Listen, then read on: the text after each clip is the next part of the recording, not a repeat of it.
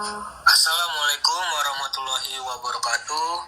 Selamat siang semuanya. Kami dari kelompok 3 ingin mempresentasikan yang bertema kalimat dalam penulisan dengan dosen pengampu Ibu RD Billy Parancika MPD.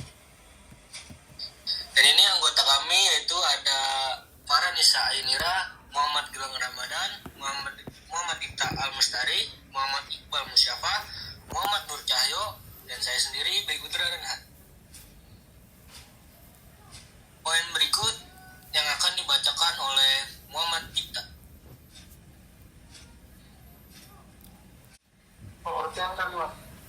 Pengertian kalimat secara umum adalah gabungan dua kata ataupun lebih, baik itu dalam bentuk tulisan maupun tulisan yang disusun sesuai pola sehingga memiliki arti. Kalimat yang baik memiliki ciri-ciri tertentu, yaitu mengandung unsur-unsur seperti subjek, predikat, objek, keterangan. Pengertian menurut Farhan, kalimat merupakan satuan bahasa yang secara relatif dapat berdiri sendiri, mempunyai pola intonasi akhir dan terdiri atas bangsa.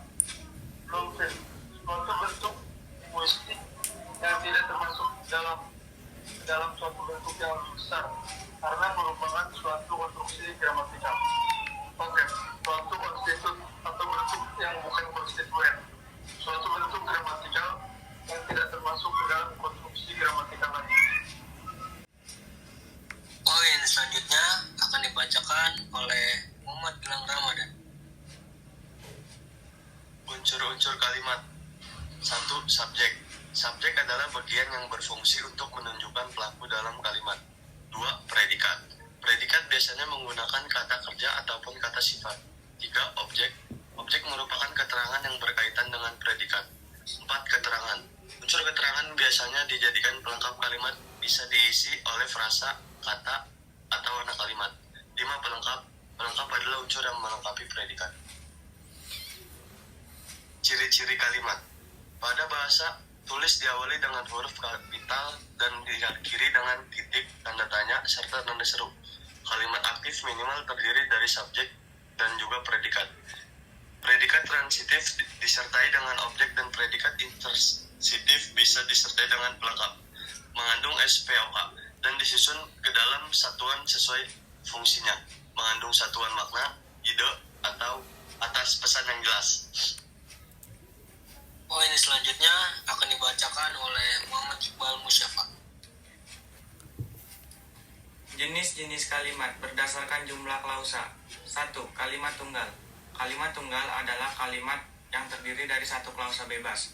Kalimat tunggal sering disebut kalimat sederhana, kalimat simpleks, dan eklausa. Contoh, dia datang dari Daan Mogot. Dia sebagai subjek, datang sebagai predikat, dari Daan Mogot, dari sebagai objek, dan Mogot sebagai keterangan. Jenis-jenis kalimat berdasarkan jumlah klausa. 2. Kalimat bersusun. Kalimat yang terdiri dari satu klausa bebas dan sekurang-kurangnya satu klausa terikat. Biasa dinamakan kalimat majemuk bertingkat. Contoh, Iqbal sedih karena neneknya pulang ke kampung.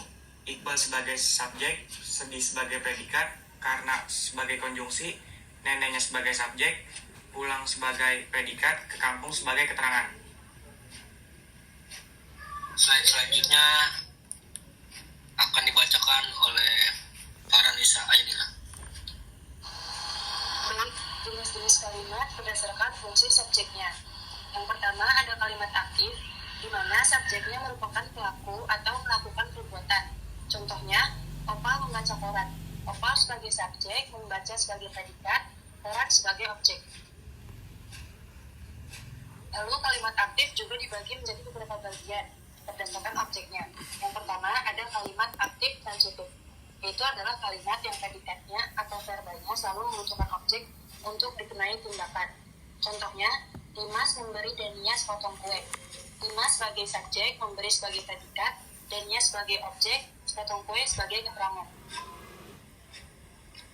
Yang kedua ada kalimat aktif intransitif, yaitu adalah kalimat yang predikatnya atau verbalnya tidak memerlukan objek. Contoh, Hana berlari dengan sangat cepat. Hana sebagai subjek berlari sebagai predikat dengan sangat cepat sebagai keterangan. Lalu yang ketiga 3 unsur kalimat, yaitu subjek, predikat, dan objek. Contohnya adalah saya membeli secangkir kopi. Saya sebagai subjek, membeli sebagai predikat, dan secangkir kopi sebagai objek. Poin selanjutnya akan dibacakan oleh Muhammad Bercahaya. Kalimat bersusun. Terdapat subjek yang melakukan pekerjaan dengan ciri-ciri utama menggunakan himpuan di, ke, an, dan terdalam. Kata kerja yang disematkan dalam kalimat pasif. Kalimat pasif transitif dilengkapi dengan objek kalimat. Pola dasarnya objek, predikat, subjek atau objek, predikat, subjek, keterangan. Contoh, nasi dimasak ibu. Nasi sebagai objek, dimasak sebagai predikat, dan ibu sebagai subjek. Kalimat pasif intransitif tidak memiliki objek, polanya subjek, predikat, keterangan. Contoh, kakak terjatuh di kamar mandi. Kakak sebagai subjek, terjatuh sebagai predikat, dan di kamar mandi sebagai keterangan. Jenis-jenis kalimat berdasarkan pengucapan. 1. Kalimat langsung. Kalimat yang digunakan untuk mengutip ucapan seseorang tanpa mengubah apa yang diutarakan oleh orang tersebut. Dicirikan dengan adanya tanda petik. Contoh, Jarod mengatakan, aku akan pergi ke Bandung besok.